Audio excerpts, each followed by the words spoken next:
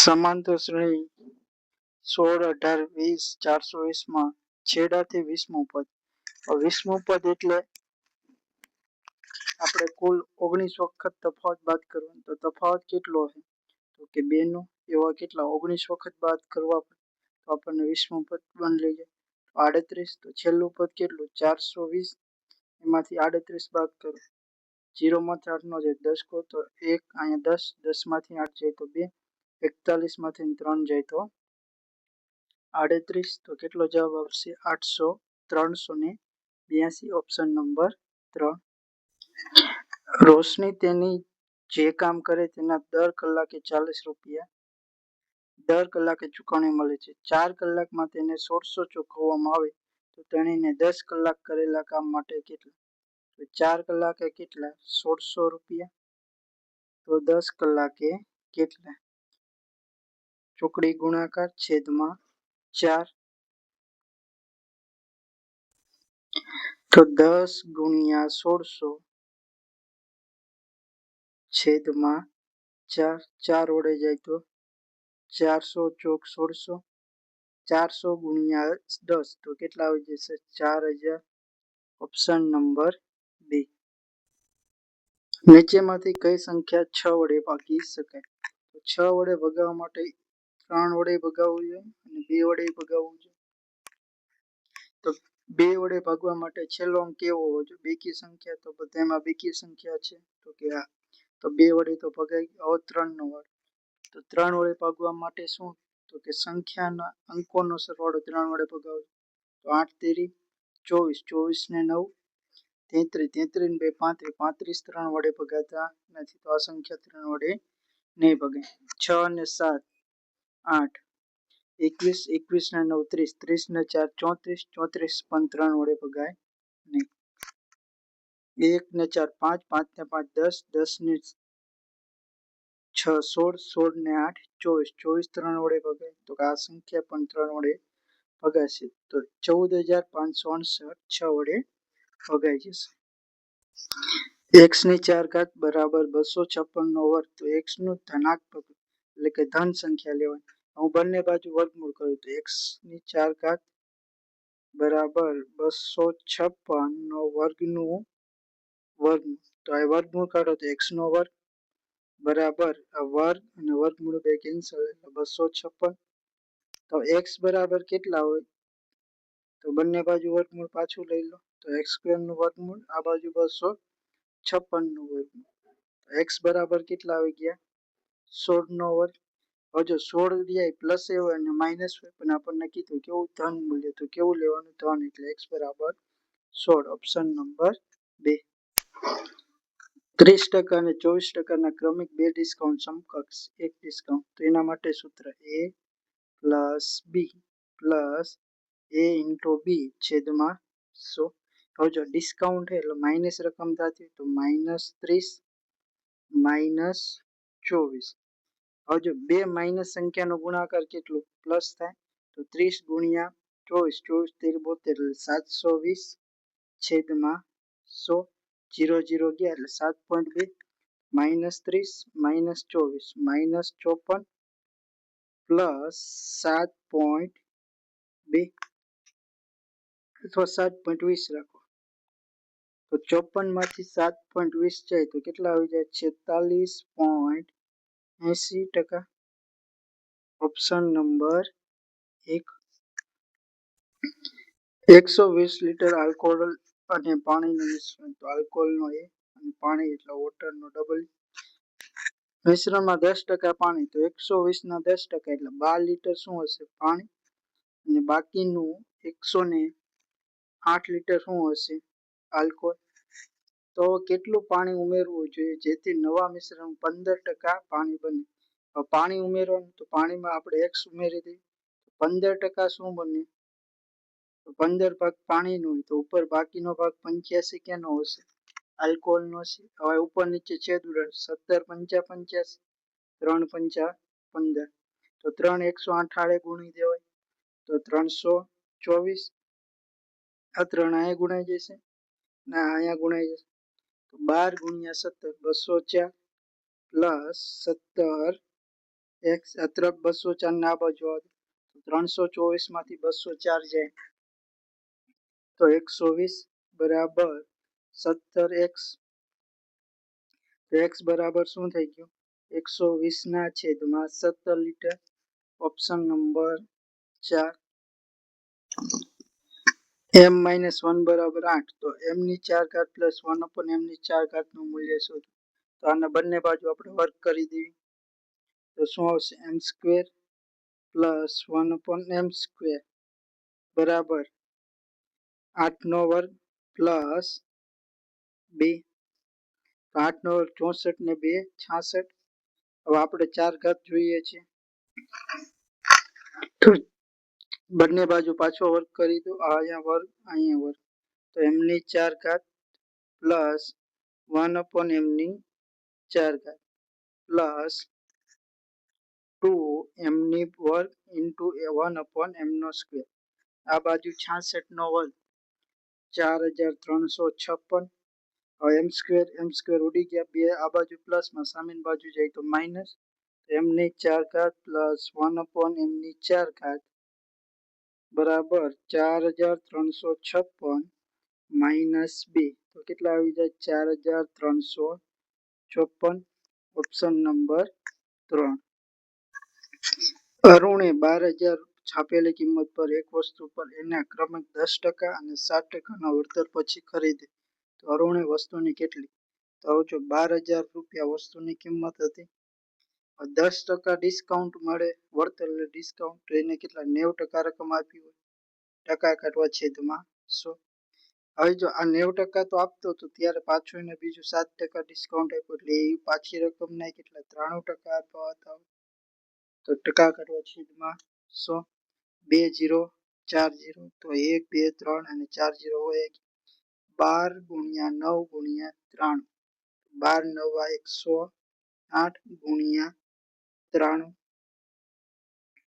તો આનો ગુણાકાર કરશો તો કેટલા આવી જશે 10,044 રૂપિયા ઓપ્શન નંબર 2 એક માણસે 80,000 માં ટેલિવિઝન ખરીદ્યું અને 75,000 માં વેચ્યું તો ખોટની ટકાવારી 80,000 માં ખરીદ્યું 75,000 માં વેચ્યું તો 5,000 રૂપિયા એને ખોટ ગઈ કેટલી પડતર કિંમત હતી તો 80,000 હતી ત્યારે ટકા ગોતવા ગુણ્યા 100 1 2 3 0 ગયા 1 2 3 0 ગયા 16 5 80 તો 100 ભાગ્યા 16 તો 6.25% ઓપ્શન નંબર 4 રમેશનો પગાર સુરેશના પગાર કરતા 18% ઓછો છે તો રમેશના પગાર કરતા સુરેશનો પગાર આશરે કેટલા ટકા વધારે અહીંયા લખી નાખો રમેશનો R અને સુરેશનો S સુરેશનો આપણે 100 રૂપિયા પગાર ધાર્યો રમેશનો પગાર કેટલો 18 ઓછો તો કેટલા 82 રૂપિયા પગાર હશે આના કરતા આ કેટલો 18 રૂપિયા વધારે તો કે 18 રૂપિયા વધારે કેના ઉપર તો કે 82 ઉપર ગુણ્યા 100 તો 9 દુ 18 41 દુ 82 તો 900 ભાગ્યા આપણે આશરે ગોતવાનું કીધું 41 ની જગ્યાએ 40 લીધું 0 0 ગયા તો 4 દુ 8 એક વધ્યા 4 દુ 8 2 વધશે તો 4 5 20 તો 22 પોઈન્ટ સમથિંગ હવે જો 40 લીધા હોત 41 લીધા તો એનાથી ઓછો તો આશરે કેટલો 22% ઓપ્શન નંબર 2 બે ઉમેદવારો વચ્ચે ચૂંટણીમાં 20 મતો અમાન્ય રહ્યા તો માન્ય મતો કેટલા 80% થઈ ગયા જો વિજેતા ને માન્ય મતના 60% મેળવે અને 4000 મતોથી જીતી તો હારેલાને કેટલા 40% મત મળ્યા હવે જો આ બે વચ્ચે તફાવત કેટલો 20% નો 20% એ કેટલા છે 4000 મત હવે આપણે કુલ ગોતી લઈએ કે બંને ને કેટલા મળ્યા છે તો 100% એ અહીંયા કેટલા 5 વડે ગુણ્યા તો અહીંયા કેટલા 5 વડે તો 20,000 મત હશે ક્યાં તો કે માન્ય મત ઈ ટકાવારી કુલ મતના કેટલા? આપણે શું ગોતવું? કુલ મતોની સંખ્યા. કુલ મતો એટલે માન્ય અને અમાન્ય બંને થઈ જાય. તો માન્ય મતની સંખ્યા કેટલી? 20,000. તો આપણે કહીએ કે 80% એ 30,000. તો 100% એ કેટલા? ચોકડી ગુણાકાર છેદમાં 80. તો 100 ગુણ્યા 20,000 છેદમાં 80. 0 0 ગયા 25 8 200. 2500 ગુણ્યા 10 તો કેટલા આવી જશે? 25,000 કુલ મતો હશે. Option number 3.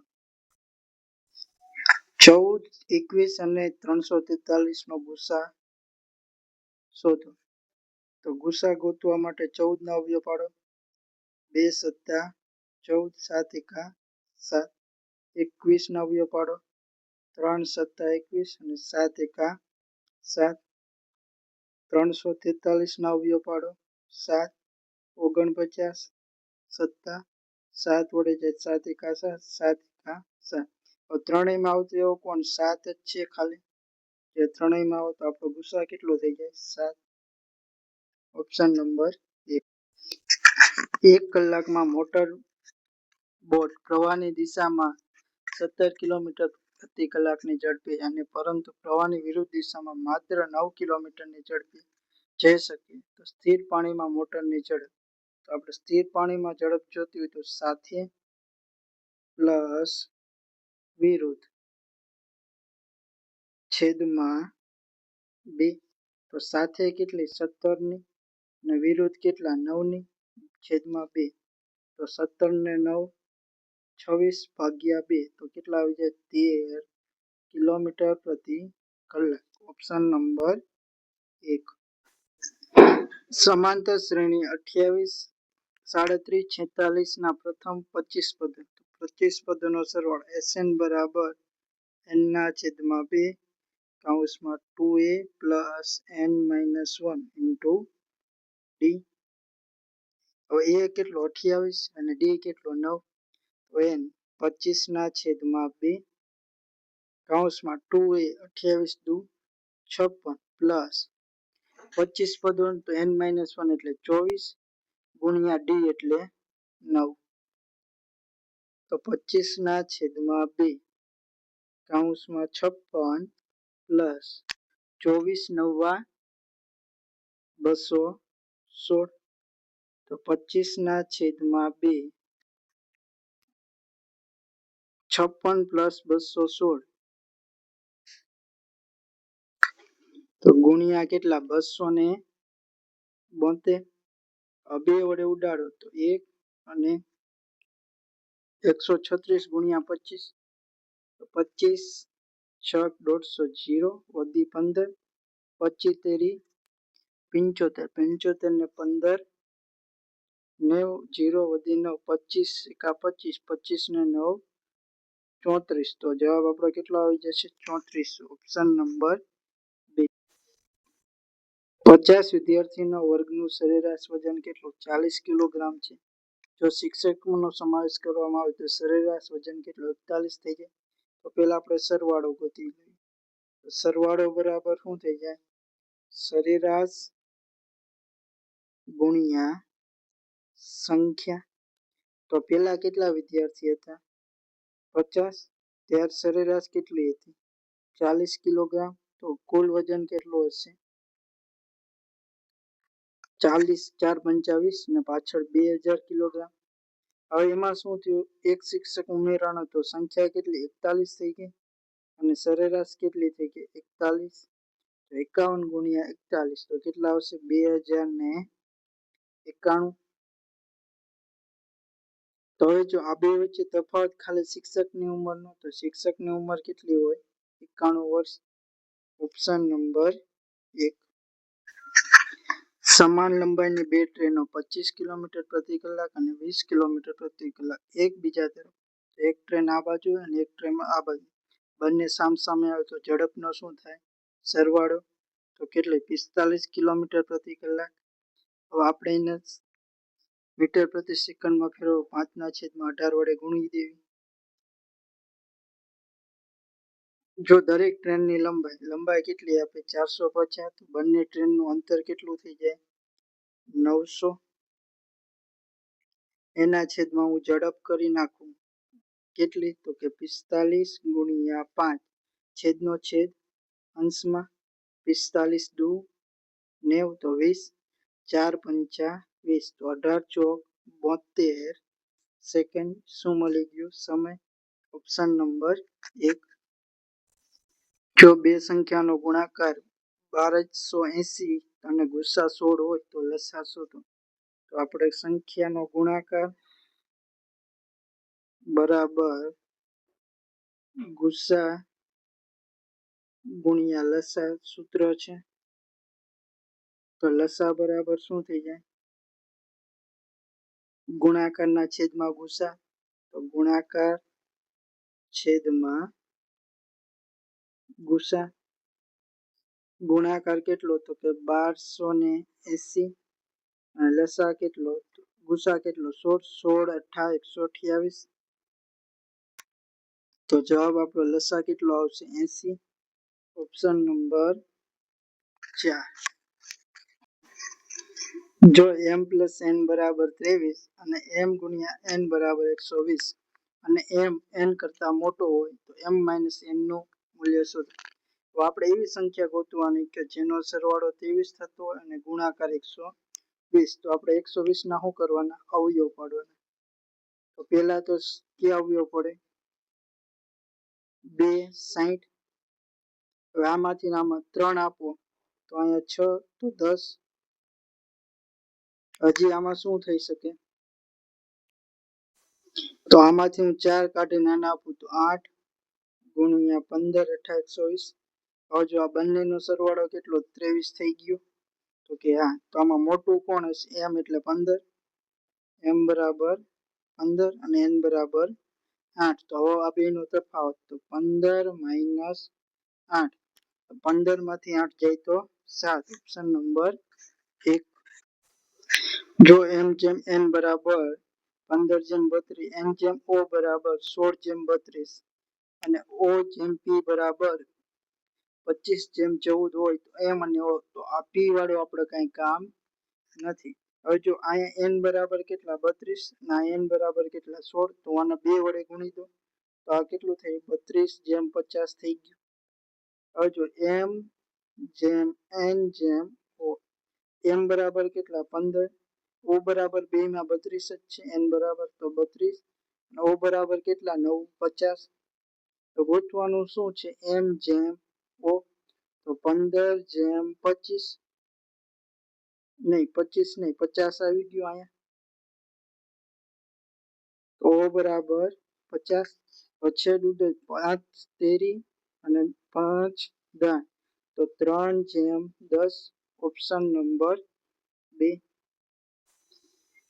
m n અને o એક સાથે મળીને 12 દિવસમાં કાર્ય પૂર્ણ કરે છે. તો આપણે ધારી લઈએ m plus n plus o કેટલા દિવસ? તો કે 12 દિવસ. આપણે કામ ધારી લેવી કેટલું કે 12 કામ. તો આ દરરોજનું એક કામ કરતા હોય તો તેઓ 2 દિવસ કામ કરે છે. 2 દિવસ કામ કર્યું તો કુલ કેટલા 2 કામ કર્યા હોય, તો બાકી કામ કેટલા હોય? તો બાકી કામ 10 કામ બાકી હોય. n અને o બાકીનું કામ 15 દિવસમાં પૂરું કરે. 10 કામ કરવા માટે એમને કેટલા દિવસ લે? 15 દિવસ. તો કામ ભાગ્યા સમય, તો આપણને શું મળી ગઈ?